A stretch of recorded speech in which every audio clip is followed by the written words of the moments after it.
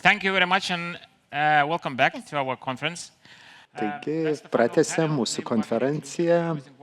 Taigi, paskutinė diskusija – įtraukimas į darbo rinką ir įtraukiančios darbo vietos. Manau, kad turite daug integracijos strategijų, bet galutinis tikslas yra įtraukimas į darbo rinką.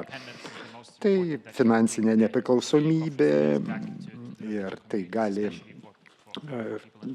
sustiprinti atsparumą migrantų bendruomenėje. Bet tai nėra vienintelis dalykas. Tai yra, turi būti visas paketas, įtraukimas į darbo rinką, turi būti su kitomis veiklomis, paslaugomis, apie ką mes jau šiandien kalbėjome.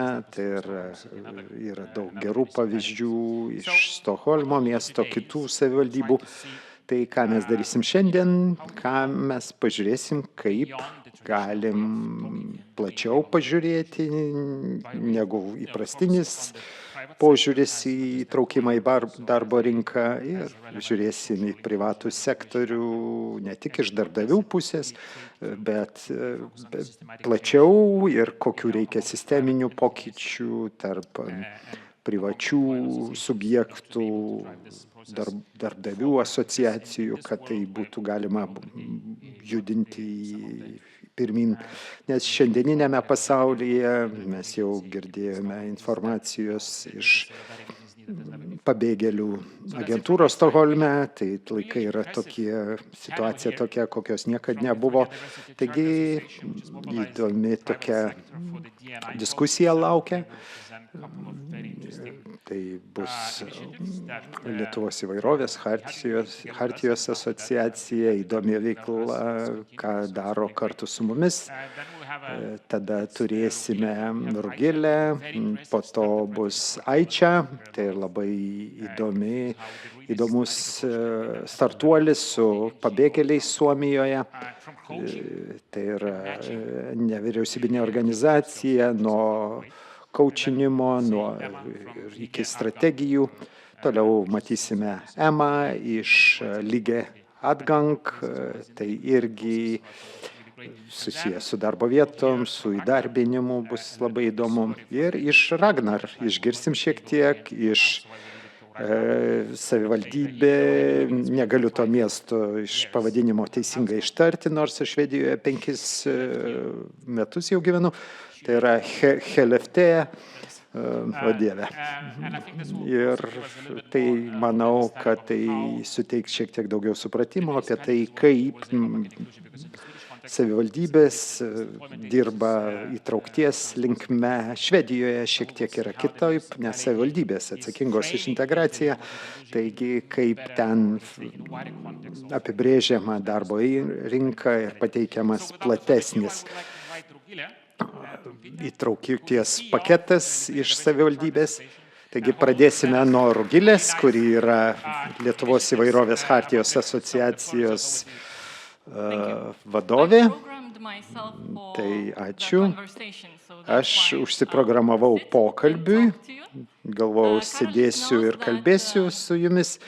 Karolis žino, kad šiomis dienomis aš jaučiuosi kaip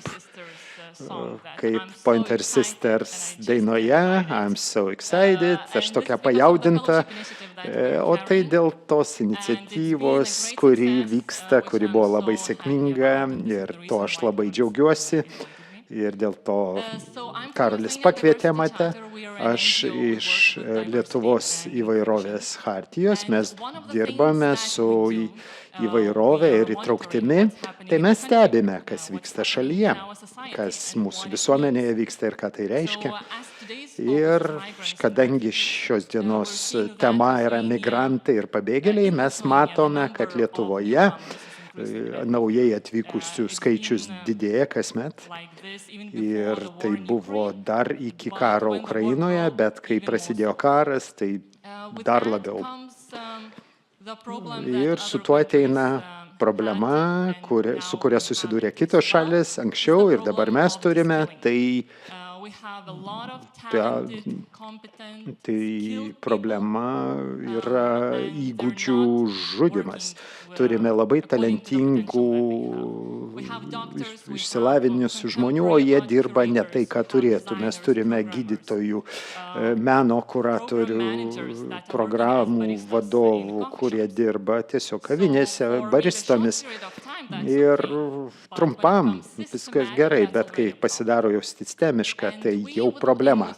Ir mes Lietuvos įvairovės chartijoje mes galvojame, ką galim dėl to padaryti, kaip galime pralaužti šitą ciklą, ratą, bet mes esam tik maža organizacija, taigi pagalvojome apie vieną intervenciją ir pavadinome tai tokia programa talentingiems pabėgėliams.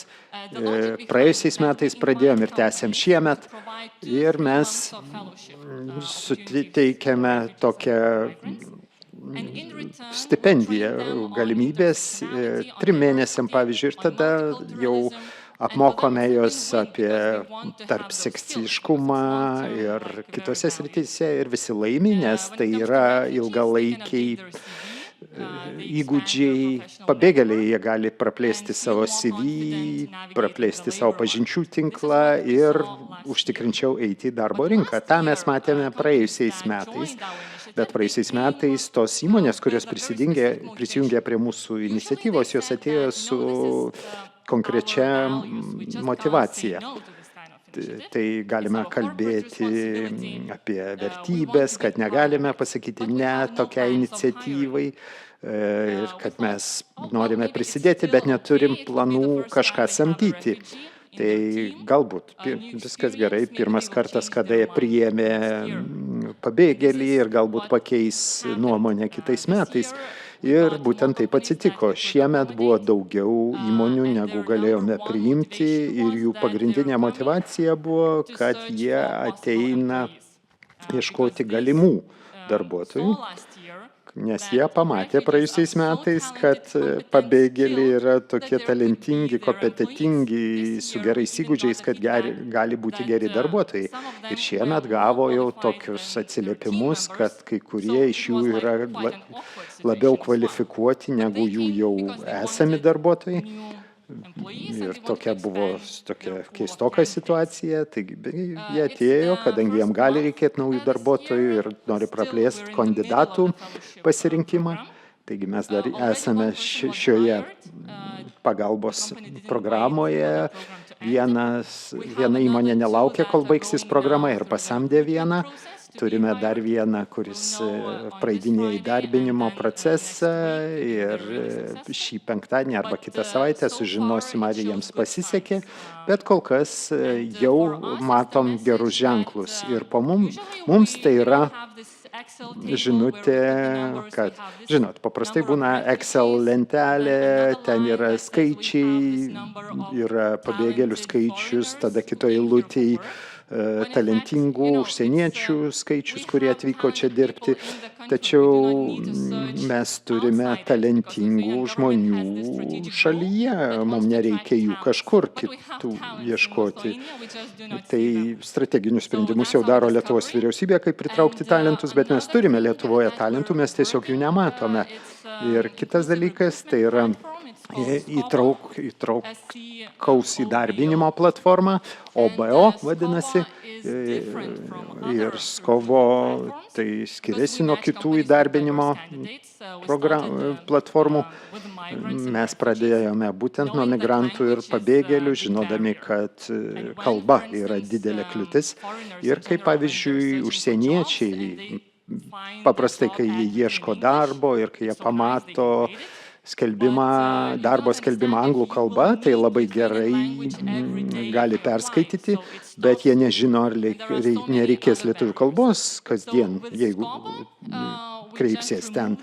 O su Skobo mes pašalinome šitą kliūtį, barjerą ir mes tiesiog nurodom įmonės, kurios ieško darbuotojų ir suprantam, kad nėra tokių dalykų kaip migrantas. Tai yra labai skirtingi žmonės ir mes turime migrantus su negale, matome ar nematome, yra Nežinau, kiek konteksto turite apie žmonės su negale, bet mes girdime labai dažnai, kad jeigu aš važiuoju vežimėlyje, tai visada klausimas, ar aš pravažiuosiu pro duris. Jeigu bus darbo pokalbis, ar aš galiu įvažiuoti į vidų, jeigu susitikimas, ar aš galėsiu patekti į pastatą.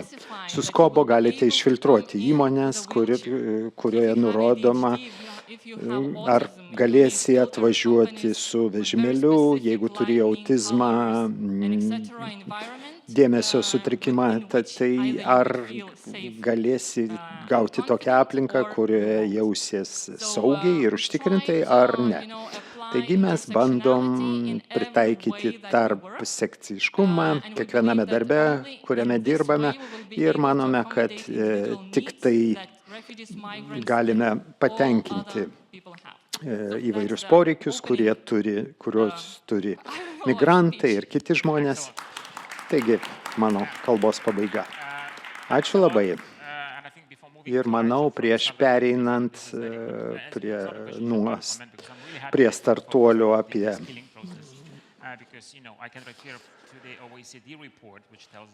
pabėgėlius, tai paprastai įdarbinimo procentas tarp ukrainiečių yra labai aukštas. Ir manau, kad logika yra ta, kad ir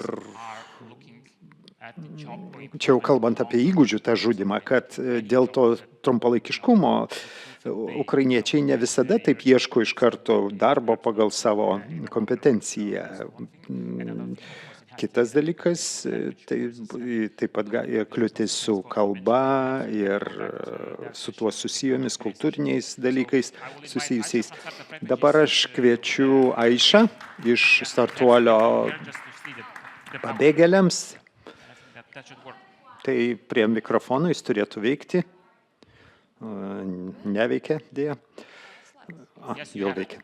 Taigi turiu skaidrės. Sveiki, mano vardas Aiša Manai, esu startuolio Refugees, pabėgėliai.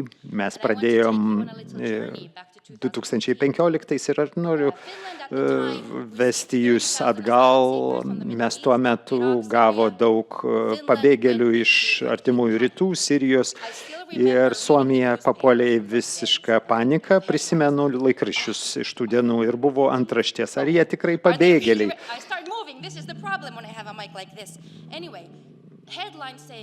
Antraštės sakė, ar jie tikrai pabėgėliai, kodėl jie gelių tepasi plaukus, kodėl jų gražus rūbai ir taip daug ilgai vyko tos diskusijos ir tada du baltieji suomiai, kurie turėjo daug galios, jie pasakė kai ką. Jie gyvai transliacijoje parodė dokumentinį filmą apie ISIS ir po to buvo diskusija apie tai, kas vyksta, kaip viskas prasidėjo Tunise ir taip toliau. Ir manau, Riko pasakė, kodėl mes kalbame, ar kad tie žmonės turi mobilius telefonus ir su geliu sutepti plaukai, o gal geriau kalbėkime apie tai, kokie žmonės, kas juos domina ir kokią naudą jie nori duoti bendruomeniai, galbūt tą turėtume daryti. Ir tada tiesioginėme eteryje pasakė, jeigu norite kažką padaryti, tai atsiųskit žinutę. Tai kitą rytą jie gavo 500 žinučių. Pusė žinučių buvo labai rasistinės ir tokio įžeidžiančios, o kita pusė iš didelių Suomijos įmonių, kurios sakė, kad mes norime daryti kažką, norime prisidėti prie iniciatyvos ir tai buvo įkurtas tas startuolis pabėgėliams.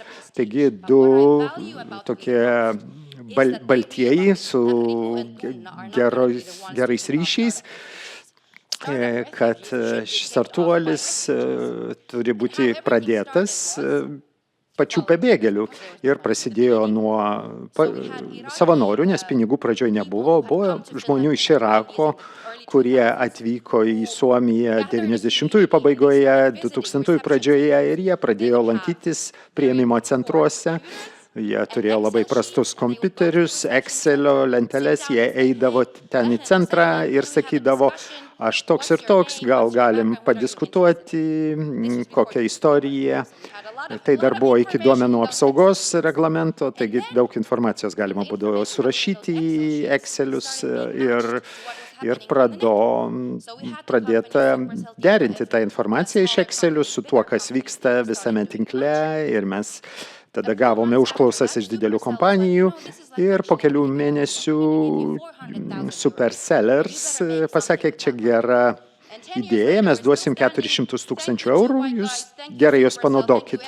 Ir tada dėkojam Supercell ir priėjom iki to, kad šiandien mes telkiam dėmesį į 3 pagrindinės problemas, tai yra galimybės įsidarbinimui.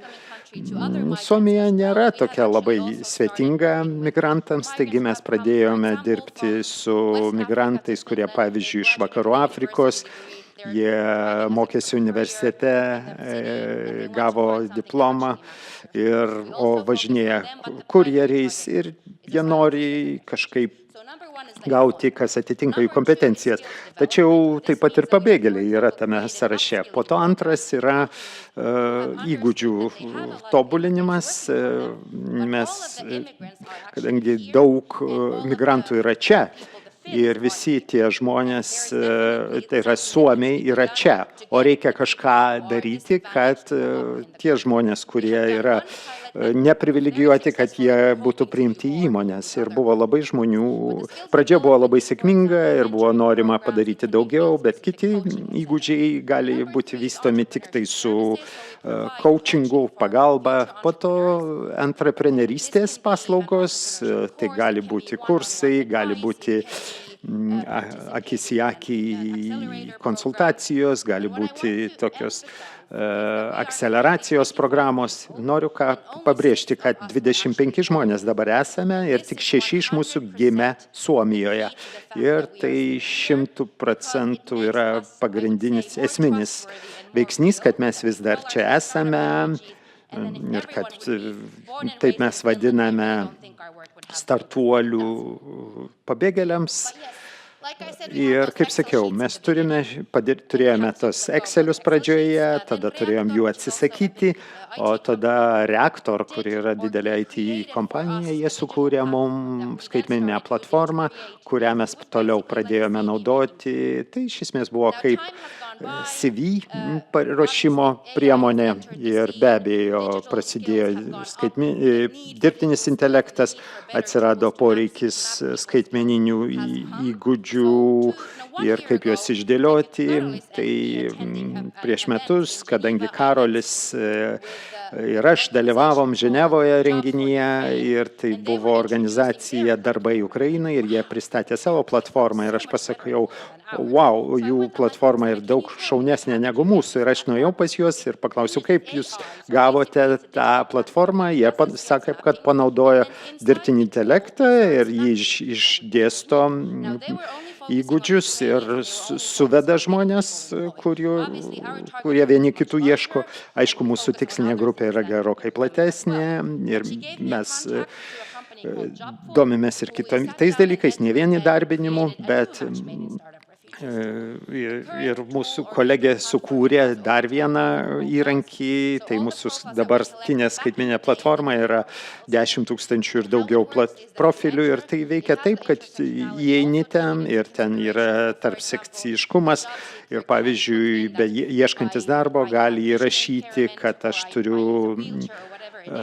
regos negalę ar naudoju invalido vežimėlį, tai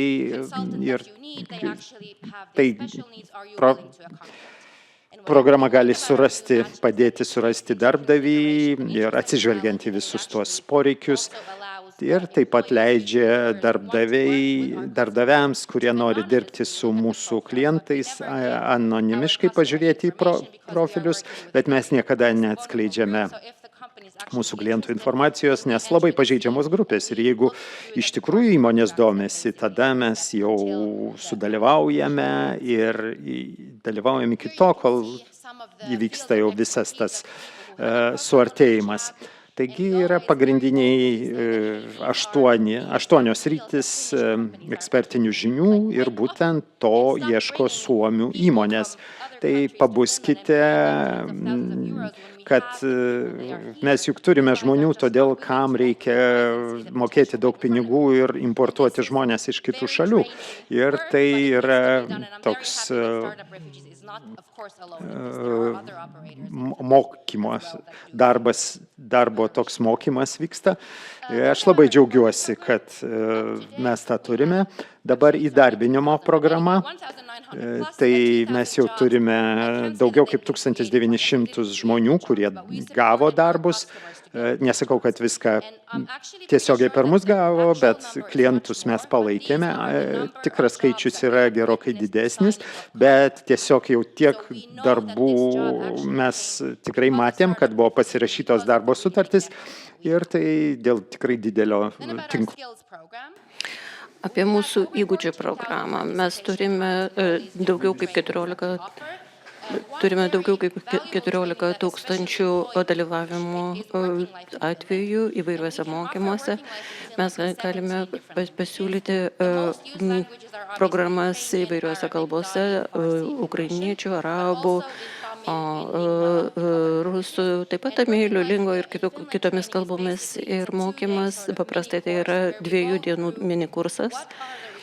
Ir mes ten kalbame apie reikalavimus, atsakomybės darbuotojo ir darbuotojo teisės ir atsakomybės. Ir darbdaviai yra labai patenkinti dėl to, nes žmonės atėję į įmonę jau žino įvairius dalykus, kurių dažnai pabėgėliai nežino.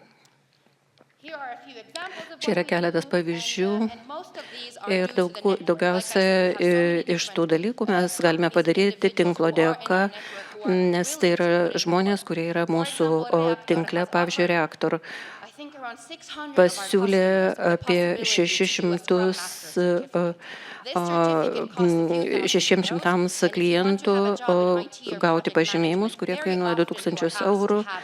Ir labai dažnai, norint dirbti projektų vadovų, reikia to pažymėjimo ir jeigu Reaktor nepadės, žmonės dažnai negalės sau leisti įsigyti tokį pažymėjimą. Mes turime mentorystės programas, viena yra nevyriausybinių organizacijų sektoriui, viena yra statybos sektoriui, mes ten dirbame su Sveko. 65% žmonių, kurie dalyvauja mentorystės programuose, sakė, kad jie susirado darbo vietą per 6 mėnesius po programos pabaigos. Ir labai svarbu, kad jie susirado darbą savo srityje. Jeigu tu esi inžinierius, pavyzdžiui, tu susirandi darbą būtent toj srityje. Verslo programa. Mes apmokėme beveik 1300 būsimųjų entreprenerių ir 120 įmonių buvo įregistruota. Tai yra nedidelis procentas, bet mes labai didžiuojamės tuo, nes mes manome, kad tai rodo, kad tai yra tvarios įmonės. Tai nėra kompanijos, kurios prasideda, 5 minutės paveikia ir dingsta. Ir mes taip pat įsteigėm savo fondą, tai yra vienintelis Suomijoje esantis fondas, kuris palaiko naujai atvykusius žmonės, kurie yra verslininkai. Mes 3 asmenim, kuriuos mes atrenkame, skiriame pinigus. Iš kur mes gauname tos pinigus? Įmonės duoda mums pinigų.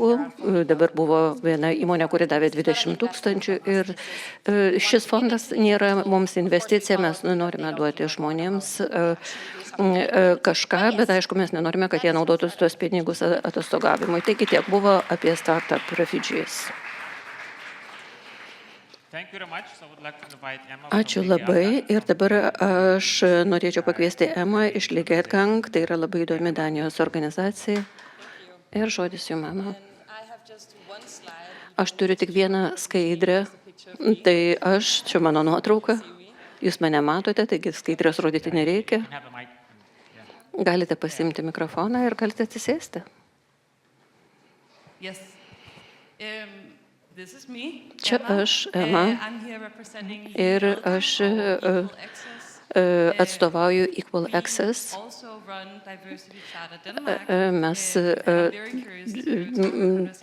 Man bus labai įdomu pasikalbėti su jumis po to apie tai, kaip jūsų organizacija veikia.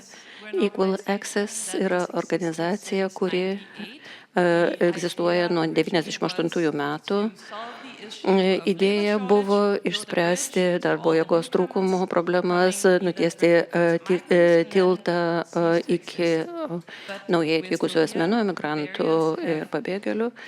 Ir dabar mes jau išplėtėm savo veiklą ir mes matome, kad vis dar yra poreikis mūsų atliekamam darbui. Ir mes pagrindę fokusuojamės į etninės mažumas, migrantus ir mes taip pat turime įdarbinimo programas, mes turime mentorystės programas ir šiuo metu mes matome darbo rinkoje situacija, kad darbo rinka yra gana karšta, yra darbo jėgos trūkumas įvairiose srityse ir mes gauname kontaktus žmonių, kurie ieško tokių darbų ir dažnai žmonės randa darbą paslaugų sektoriui, nors galbūt jie turi inžinieriaus išsilavinimą, jie dirba kaip kurjeriai, o turi ūkininko išsilavinimą. Taigi mes matome, kad mūsų programos ypatingą dėmesį skiria žmonių įgūdžiams ir mes matome, kad Šiaurės Afrikos, Turkijos ar Vidurinės Azijos piliečių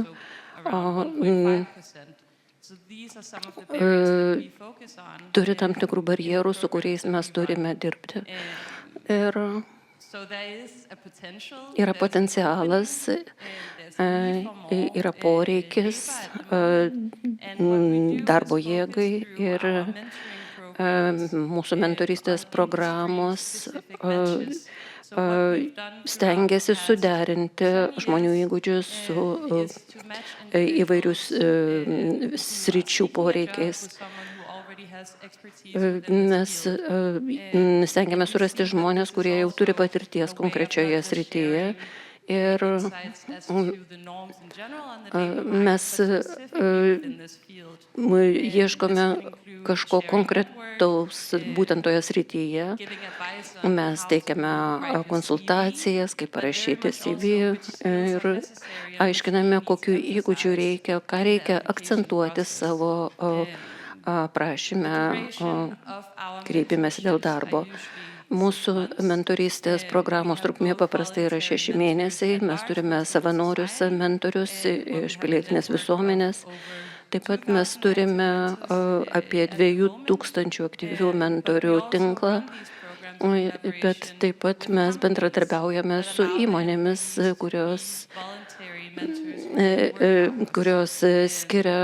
leidžia darbuotojams būti savanoriais mentoriais. Ir tai yra tikrai nuostabu, nes žmogus supranta, kad jis gali padaryti daug daugiau.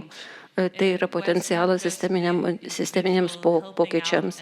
Tai nėra tiesiog žmogus, kuris padeda kitam žmogui, dalinasi savo žiniomis, savo patirtimis, bet taip pat jis parsineša visą tai į savo įmonę, kurioje dirba.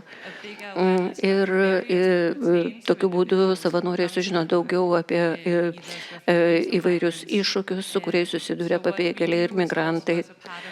Mes savo mentorystės programoje organizuojame webinarus mentoriams, organizuojame mentorių kursus ir mes mokome, kaip savo mentorystės patirtis panaudoti savo darbo vietose. Ir mes žiūrime į procesus, kurie yra taikomi priimant žmonės į darbą.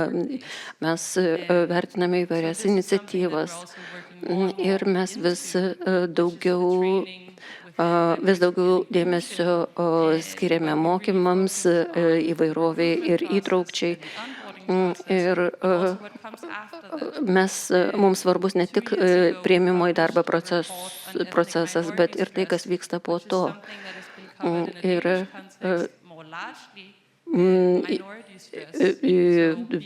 taip vadinamas mažumos stresas, būti mažuma bet kur, ar darbo vietoje, ar kažkur kitur. Mes tiesiog suprantame, ką reiškia būti mažumos atstovu ir kokias pasekmes tai turi žmonių sveikatai. Tai yra tikrai tas dalykas, kurį mes dabar akcentuojame ir mes stengiamės sušvelninti barjerus, su kuriais susiduria mažumų atstovai. Mes turime mokymų programą, kuri yra skirta įvadinėms pozicijoms. Tada darbdaviai turi daugiau galimybių lankstumui, atsižvelgiant į reikalavimus, į iššūkius, ir tada darbdaviai gali pagalvoti apie minimalius reikalavimus, apie tai, ką reikia būtinai turėti, ką būtų gerai turėti. Ir mes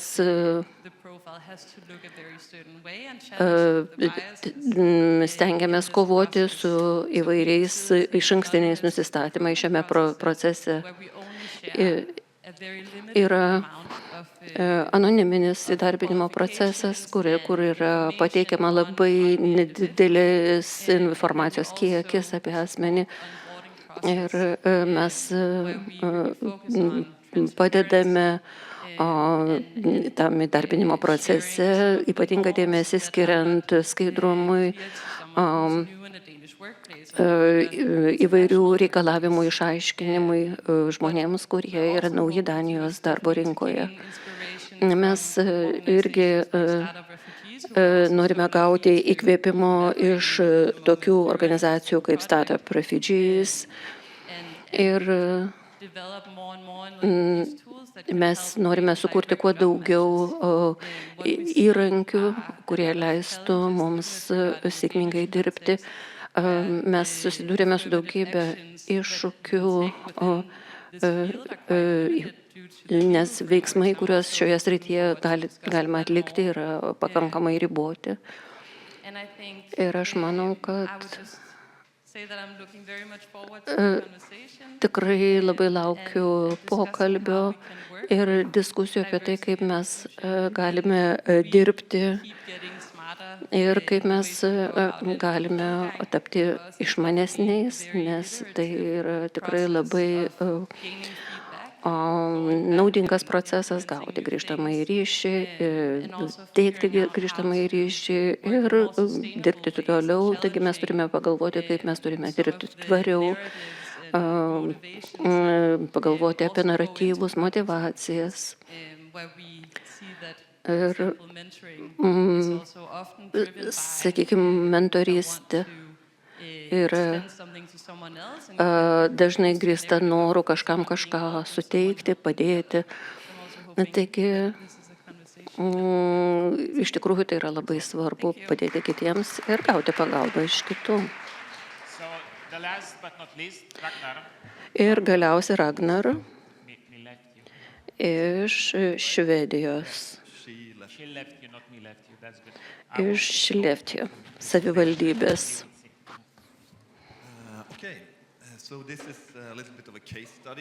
Taigi čia yra atvejo tyrimas, tai yra, galite ištarti Skellefteå, tai yra šiaurė Švedijos Švedija, aš ten gimiau, ten gyvena 7-8 tūkstančiai žmonių. Ir problema yra ta, kad žmonės kraustosi į didesnius miestus, jie nori mokytis, jie nori galimybių. Ir mums tikrai nelengva išlaikyti žmonės. Mums reikia mokytojų, mums reikia gydytojų, mums reikia daugybės dalykų, kad žmonės galėtų gyventi. Ir kartu su kitais nedideliais Švedijos miesteliais mes stengiamės bendradarbiauti ir dirbti kartu. Taigi čia yra Skellefteå. Aš nežinau, ar jūs matote miestą, ar jis ten matosi. Miestas yra štai ten apačioje. Čia yra mūsų kultūros namai. Tai yra aukščiausias pastatas, labai gražus. Tai yra Skellefteå.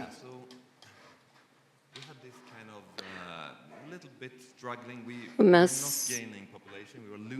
turėjom tą problemą, kad gyventojų skaičius kurį laiką mažėjo, neaugo.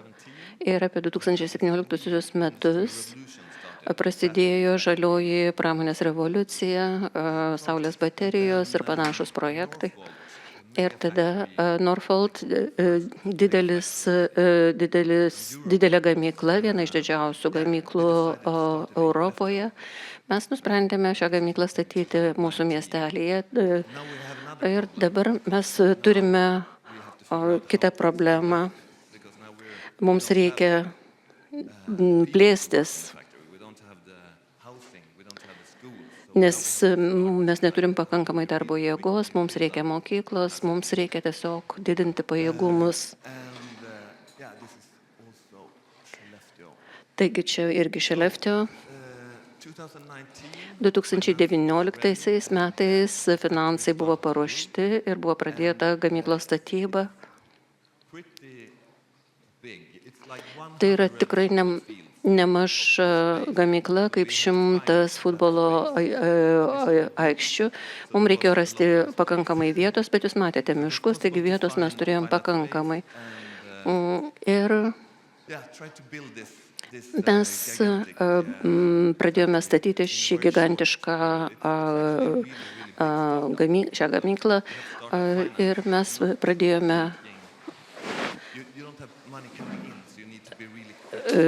pradėjome planuoti finansavimą ir mes statėme ir mes stengiamės nenuleisti rankų. Ir praėjusiais metais 24 metų pradžioje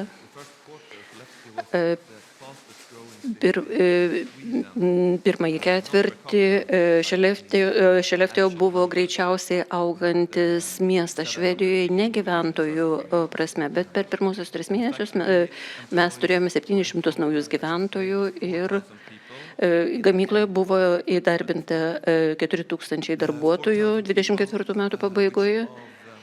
Ir iš šių 4000 apie 65% yra ne iš ES, apie 25% yra iš ES ir mažiau negu 10% yra vietiniai švedai. Taigi darbo kalba buvo anglų kalba. Mes pastatėme tikrai labai didelę gamyklą, kurioje darbo kalba buvo anglų.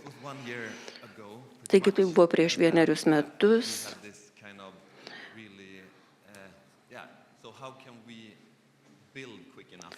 Taigi kaip mes galime greitai statyti, kaip mes galime greitai plėstis. Bet praeitų metų rudenį mes pradėjome susidurti su problemomis.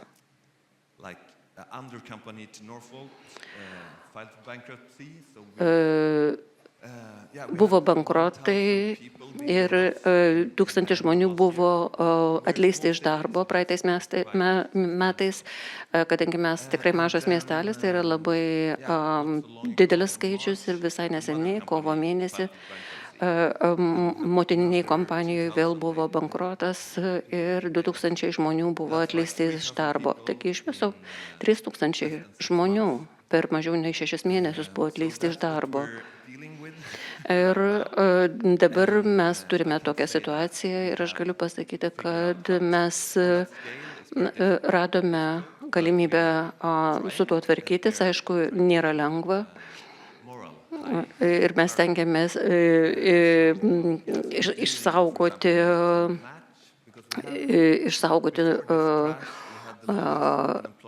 emocinį lygį.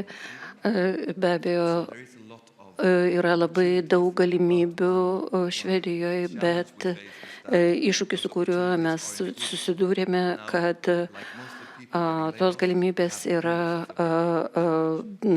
gauti darbą švedų kalba. O žmonės, kurie buvo atleisti, jų darbinė kalba buvo anglų. Po atleidimo iš darbo reikia per 3 mėnesius susirasti darbą, kad būtų pratęstas leidimas būti Švedijoje. Ir kita vertus, daugelis darbų siūlo labai mažus atlyginimus, kurių nepakanka minimaliems poreikiams patenkinti. Taigi, mes turėjome pokalbį su vyriausybė. Įdomu yra tai, kad vietos valdžios institucija aiškiai pasakė, kad mums reikia šitų žmonių regione, galbūt ne Skellefteå, bet kitose vietose.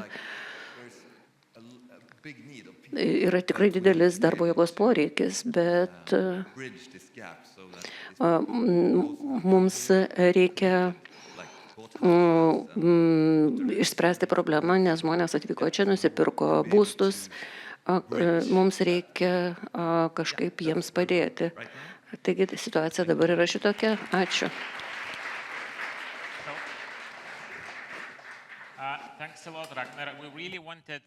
Ačiū. Mes tikrai norėjome, kad tai būtų atvejo studija, kuri parodytų, kaip miestas gali iš labai tokio didelio ekonominio augimo pavyzdžio per 6-7 metus pereiti į visiškai priešingą. Ir pakalbėsim apie konsultavimą ir tą tokį minkštą nusileidimą, vėliau pakalbėsim. Taigi, pirmas klausimas yra, beveik visi mini, kad užuot žiūrėję, kas yra šalyje, kalbant apie talentus, tai yra įmonės ieško, kaip atsivežti darbo jėgos už šalies ribų, nors šimtai tūkstančiai migrantų, pabėgėlių, jie iš esmės yra bedarbiai ir jiem reikia arba kvalifikacijų, arba įgūdžių kvalifikacijos kelimo dalykų. Tai kaip, kalbant apie tai, ką jau Rugilė minėjo, kaip pasiekti tą sisteminį lygį, kad įmonės iš tikrųjų tai matytų kaip galimybę, kadangi resursai socialiniai, ekonominiai, kultūriniai jau yra. Taigi nėra prasmės, nėra logikos ignoruoti, kad tai egzistuoja. Ir tada mes viešai kalbama, kad mes kenčiam, mažėja mūsų gyventojų skaičius, demografinės problemos. Taigi, kaip pasiekti tą sistematinių pokyčių lygį? Tai ir mes bandom atsakyti į šitą klausimą ir nėra vieno atsakymo į tai. Bet ką mes sužinojome, kad su ta fellowship, su ta paramos programa, tai labai sutelkta į žmogaus darbą. Mes esame maža NVO, mums reikia suvesti, konsultuoti įmonės, kadangi jos turi daug baimių. Taigi mes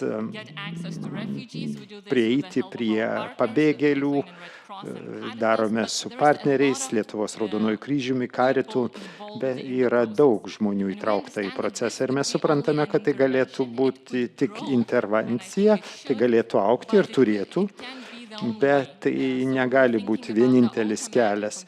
Mes galvojam apie automatizuotą kompiuterinį projektą ir kad parodytume įmonėms, kad galbūt gali tiesiog išbandyti trumpam, kad bent jau tą mes bandome dabar, kad su pirmom patirtim, kai įmonės išbando turėti pabėgėlį savo komandoje, tai tada keičiasi požiūris ir mes bandome tai transformuoti ir bent jau parodyti, kad yra galimybė, yra žmogus, pabandykit naują įdarbinimo strategiją ir paprastai tai suveikia. Tai mes bandom surasti įmonės, konsultuoti jas, apmokyti ir tada įtikinti, kad gal pabandyti, galbūt trumpam ir galbūt žmogus liks. Manau, kad reikėtų įtakoti įstatymų priėmėjus.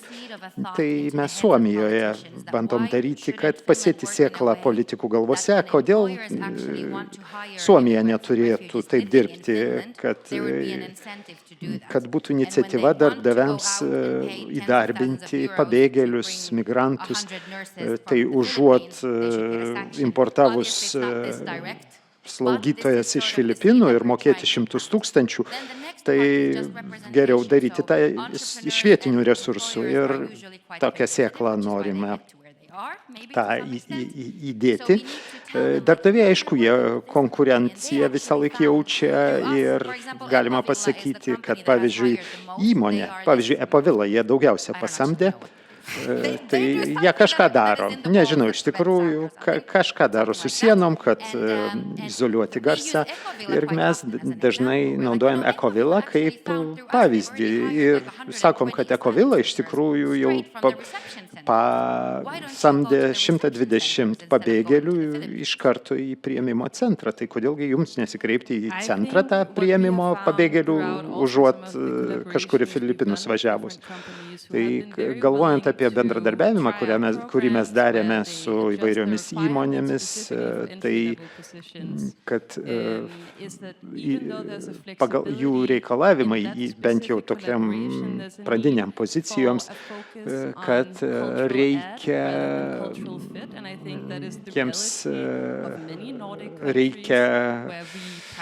galvoti apie kultūrinius dalykus, kad mes paprastai žiūrime į kultūrinę, socialinę sanglaudą, kad mes esam gerovės valstybė, bet reikia keisti naratyvą, padaryti tokius kultūrinius pokyčius, kad daugiau talentų būtų įtraukti į darbinimo procesą, kad būtų gera patirtis, jie pasiektų, kad jie įdarbinami ir pakeičiam naratyvą nuo kultūrinimo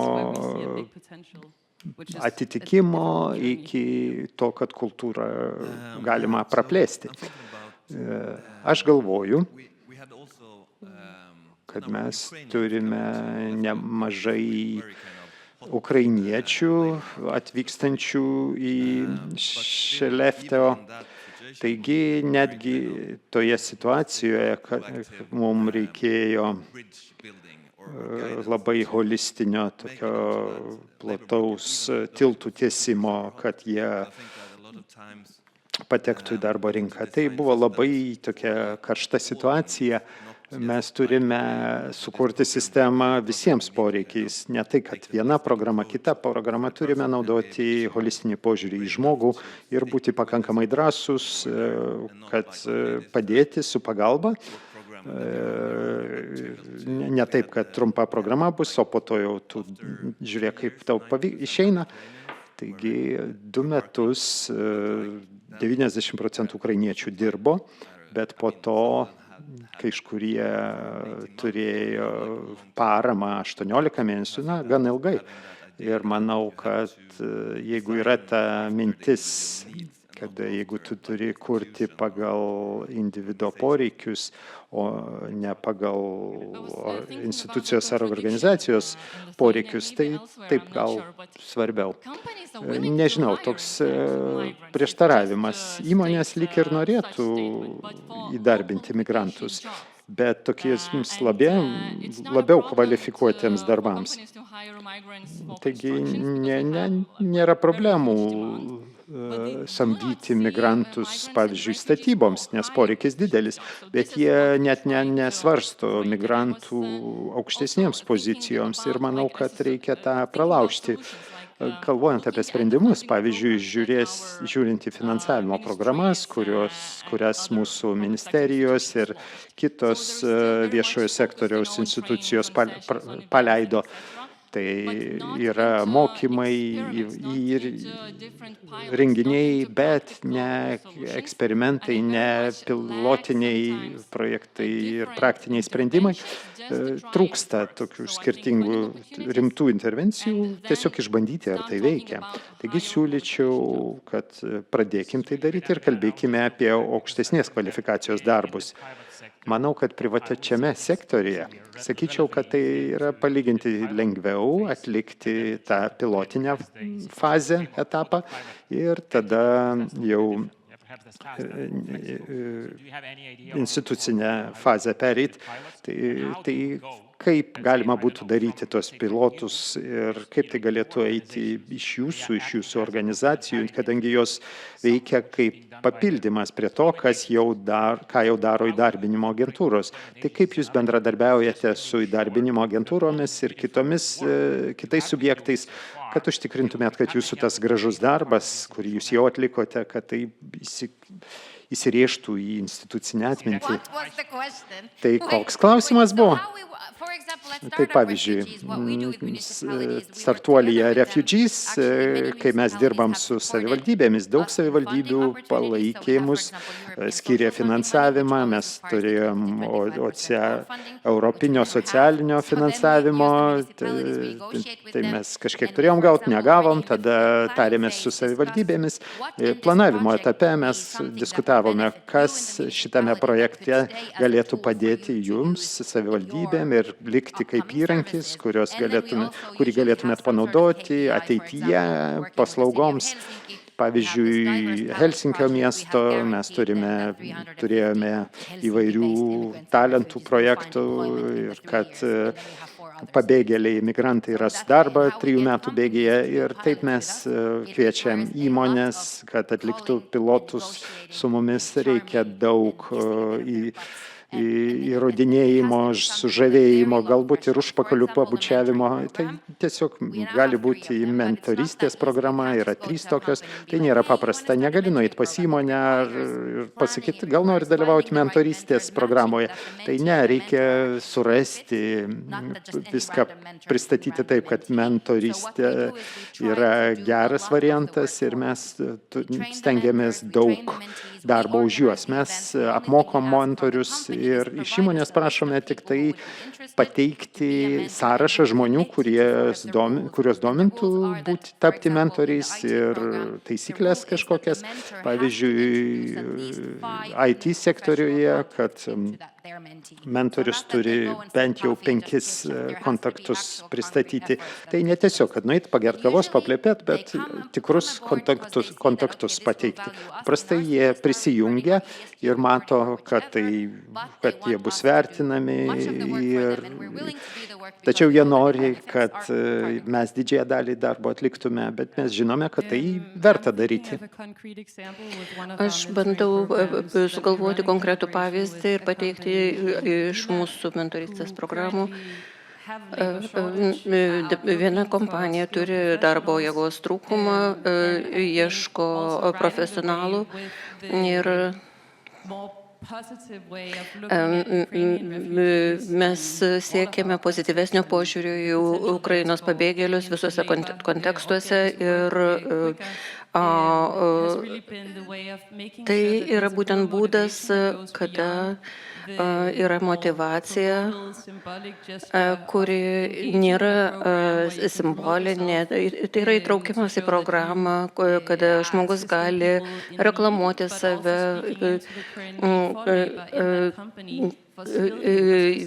parodant, kad kompanijai taip pat iš to bus naudos ir tokios programos pardavimas yra naudingas abiem pusėm ir yra partneriai, kurie turi labiau organiškus poreikius ir mes čia matome ypatingą potencialą ir užtikrinant, kad mentoriai dalyvauja, mes matome abipusę naudą, kada yra įgyjamos žinios, tai yra naujos žinios apie barjerus, kurie neleidžia man gauti darbą arba darbdaviams taip pat leidžiam pamatyti, kodėl jie nepamatė to darbuotojo standartinių procedūrų pagalba. Ir tokiu būdu mes užtikriname, kad įdarbinimo procedūros būtų pakeistos. Mes kalbėjome apie viešai ir privačią partnerystę. O kaip savivaldybė, kaip jūs matote privataus ir viešojo sektoriaus bendradarbiavimą?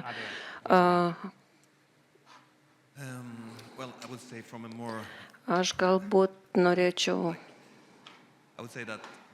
pasakyti, kad iš esmės,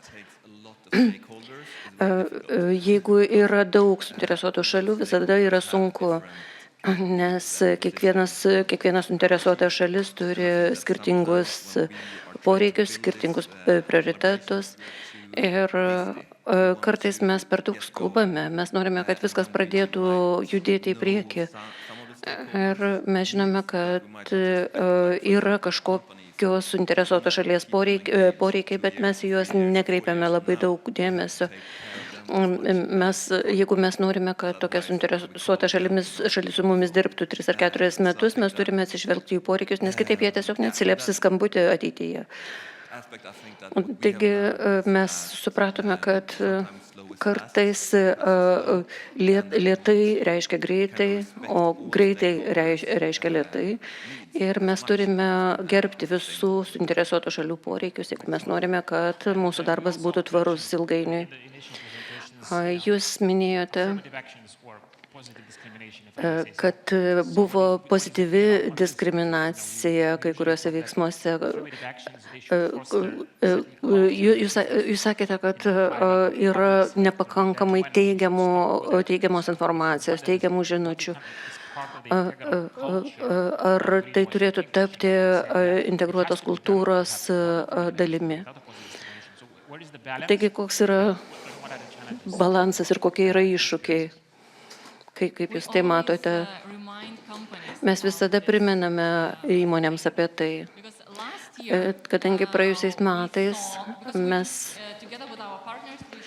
su savo partneriais sudarėme kandidatų sąrašą įmonėms ir dauguma žmonių, kurie dalyvavo, buvo žmonės iš Ukrainos. Ir mes matėme, kad įmonės mieliau įdarbindavo žmonės iš Ukrainos. Žiūrėdami į CV, mes matėme, kad tai buvo labai kompetentingi žmonės, bet ne labiau kompetentingi negu žmonės, pavyzdžiui, iš Afganistano. Taigi šiais metais mes daug kalbėjome su įmonėmis ir stengiamės jiems priminti, kad kompetentingų žmonių yra ir kitose šalise. Ir mes kalbėjome apie tai, kad jeigu yra žmonės iš mūsų kaimininių šalių ir yra žmonės iš vidurinių rytų ar Afrikos, visada pagalvokite, kodėl jūs renkatės būtent tą žmogų. O gal yra kažkoks tai nusiteikimas, nusistatymas, nesąmoningas nusistatymas. Taigi šiais metais mes labai intensyviai apie tai kalbėjom ir tokiu būdu mes pasiekėme, kad įdarbinamų žmonių grupė būtų labiau įvairiapusiška, žmonės iš Afganistano, iš Eritrėjos, iš įvairiausių šalių.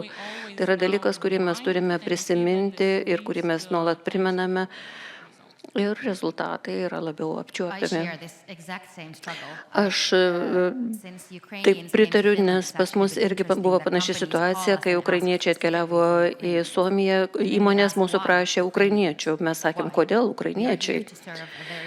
Mes esame čia tam, kad mes teiktumėm paslaugas įvairiausiams žmonėms iš įvairių pasaulio šalių, talentingų žmonių yra visur. Ir aš noriu pasakyti, kad yra tikrai mitas, kad ukrainiečiai yra tokie kaip mes. Ta sako suomių darbdaviai. Jie sako, kad mes norime ukrainiečių, nes mes esame labai panašus.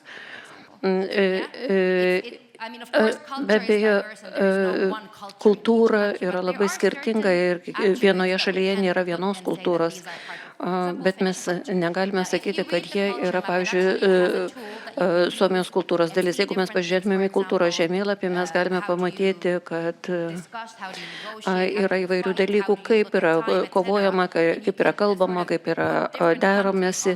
Ir jeigu mes sudedame įvairias šalis į šią paletą, mes pamatome, kokia yra situacija. Aš įrašiau Nigeriją, Turkiją, Ukrainą, Maroką, Suomiją. Ir ką aš pamačiau, be abejo, Suomija visada buvo labai išsiskirianti, tuo tarpu Ukraina ir Nigerija daugeliu požiūrių buvo labai panašios.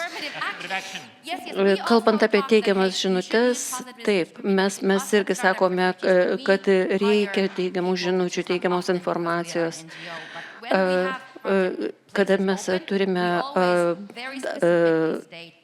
vakansijų projekte, mes visada sakome, kad mes ieškome kandidatų iš įvairiausios aplinkos ir tai gali būti mažumos, tai gali būti neįgalūs žmonės. Tai reiškia, kad įdarbinimo procesas turi būti toks, kad bet kas galėtų kreiptis dėl darbo. Ir nesvarbu, kaip jūs pateikėte savo aprašymą ar raštu, ar video, ar dar kažkaip kitaip, nes mums reikia pačių įvairiausių kandidatų. Aš taip pat kalbėjau apie teigiamas žinutes ir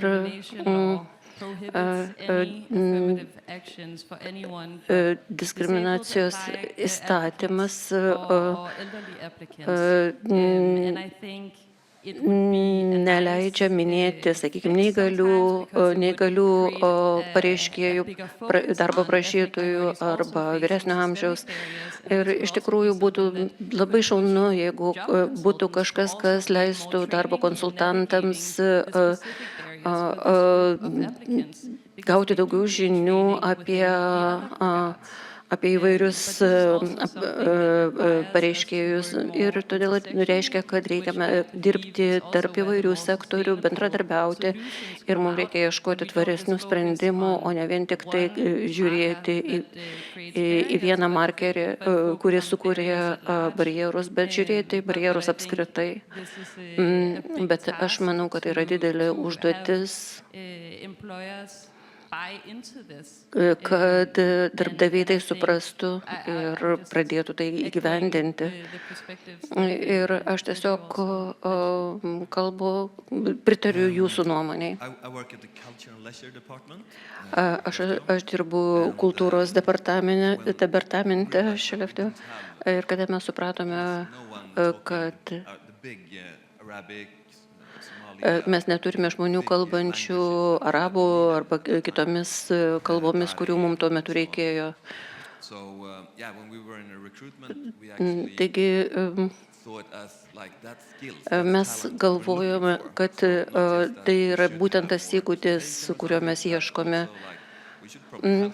Galbūt mums reikia žmonių su šių žinių įgūdžiais. Ir tai buvo todėl, kad mes turėjome problemų, bandant naudotis vertėjų paslaugomis ir panašiai. Taigi paskutinius 3 metus mes dirbome labai aktyviai tam, kad sukurtumėm stipresnę organizaciją. Iš tikrųjų, dabar man šovė į galvą tokia mintis, kad Danijoje mes turime taip pat problemų su demografijos matavimu ir yra dalykų, kada mes turime daugiau galvoti apie įtraukti, kaip sukurti darbo vietą, kuri būtų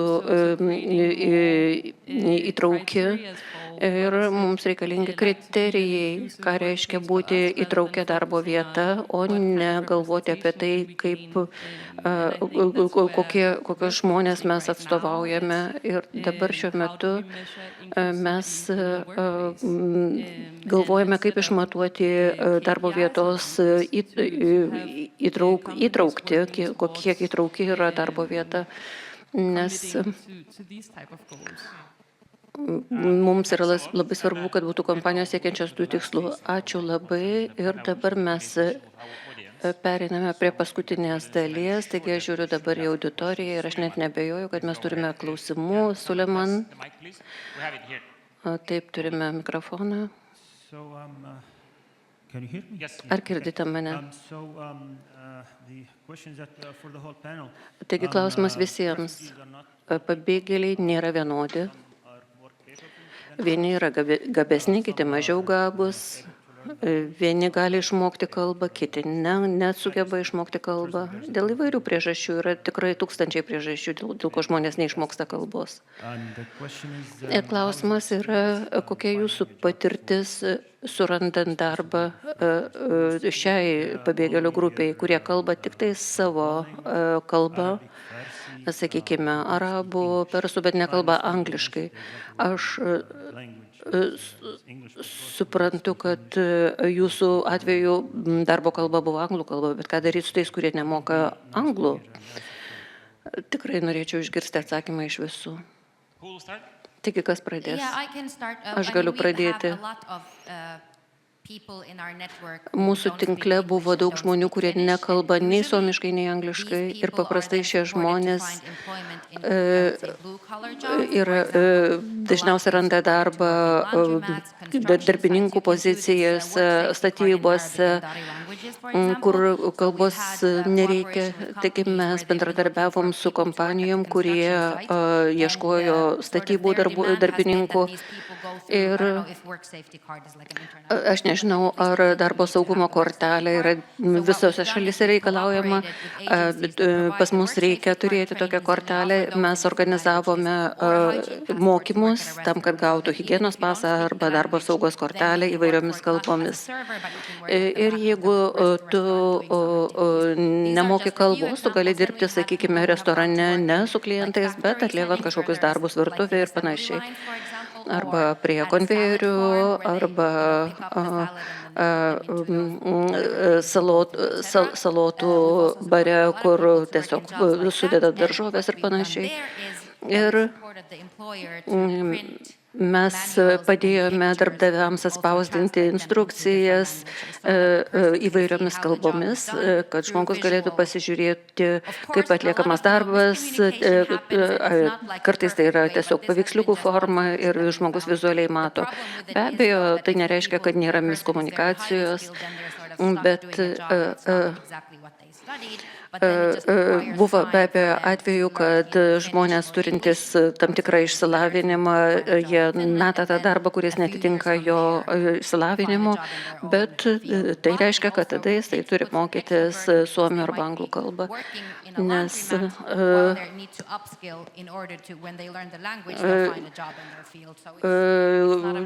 tai reiškia, kad galbūt žmogus turi pasidarbuoti skalbykloje ir tada gauti darbą pagal išsilavinimą.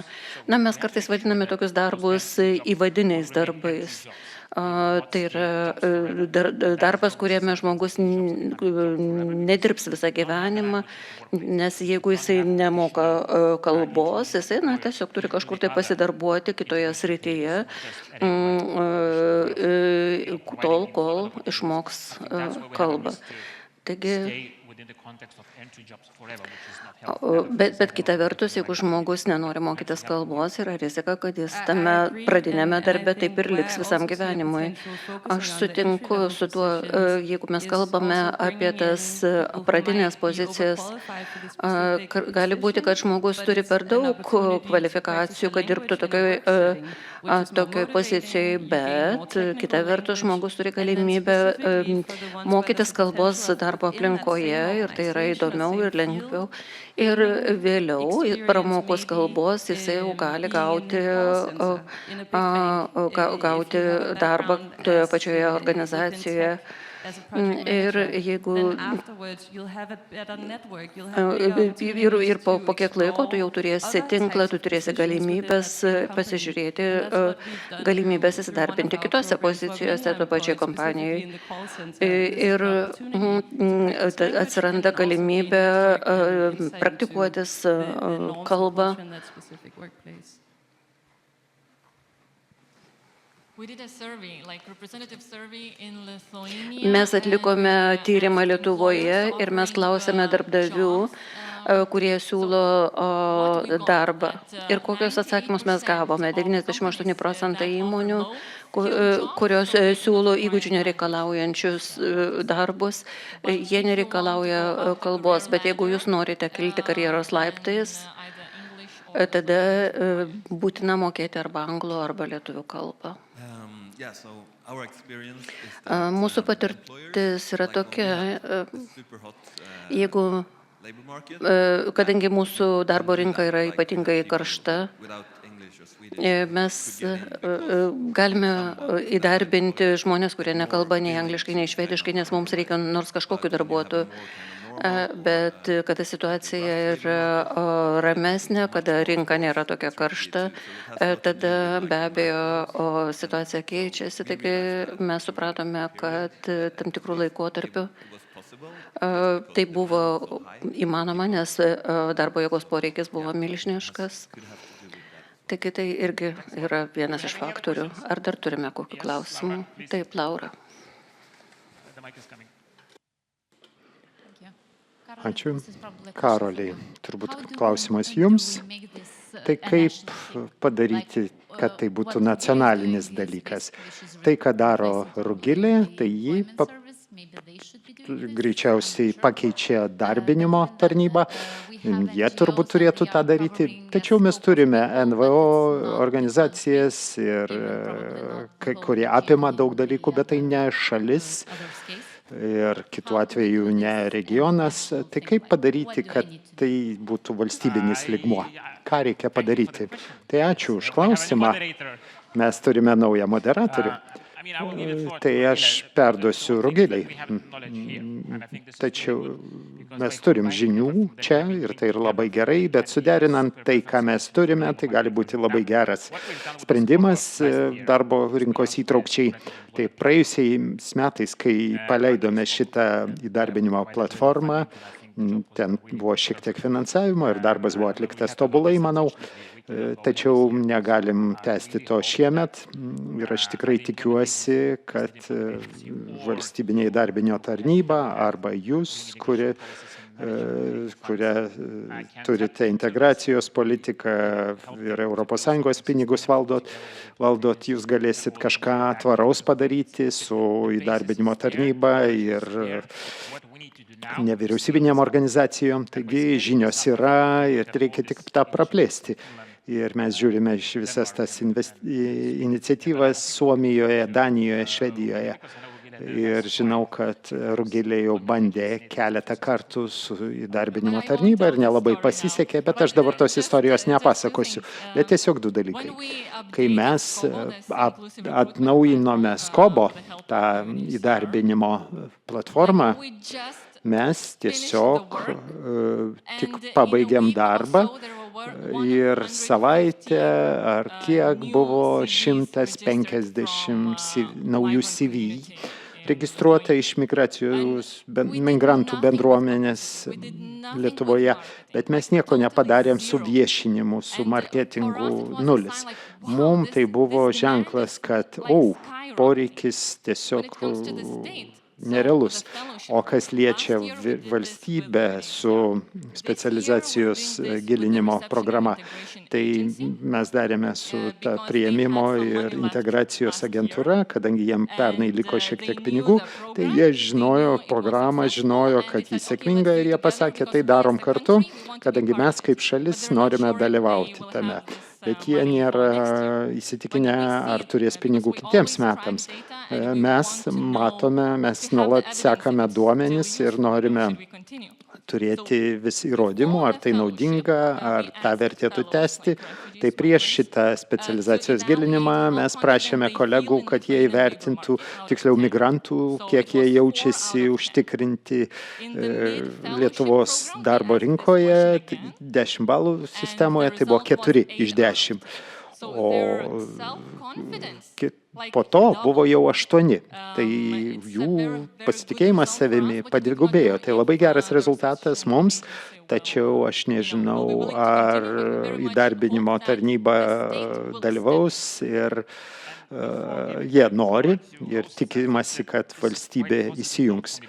Tai gan pozityvus dalykas man, žinutė, kad mes galime bendradarbiauti tvariau ir mes galime nuo pradinės stadijos pasižiūrėti, kaip šitą pilotą galima tai pakelti į tarp institucinį lygmenį. Tai ačiū labai už jūsų prezentacijas, už skirtą laiką, sveikinimai tame, ką jūs darote.